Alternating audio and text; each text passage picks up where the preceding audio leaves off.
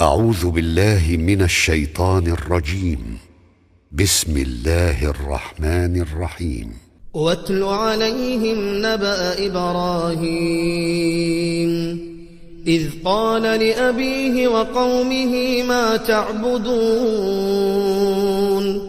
قالوا نعبد أصناما فنظل لها عاكفين قال هل يسمعونكم إذ تدعون أو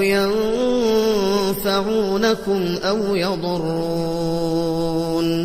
قالوا بل وجدنا آباءنا كذلك يفعلون قال أفرأيتم ما كنتم تعبدون أنتم وآباؤكم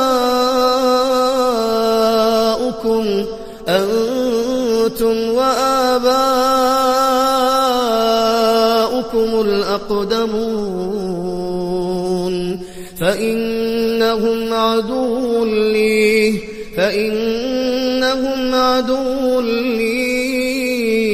إلا رب العالمين الذي خلقني فهو يهدين والذي هو يطعمني ويسقين وإذا مرضت فهو يشفين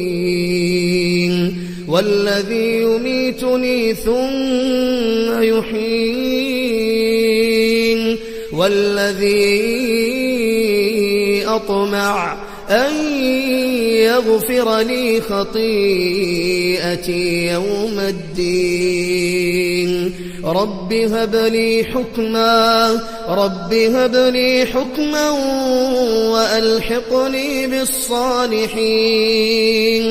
واجعل لي لسان صدق في الآخرين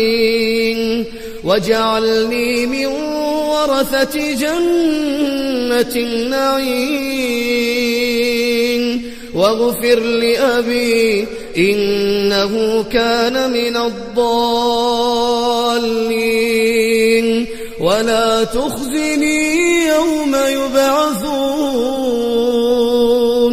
يوم لا ينفع مال ولا بنون إلا من أتى الله بقلب سليم.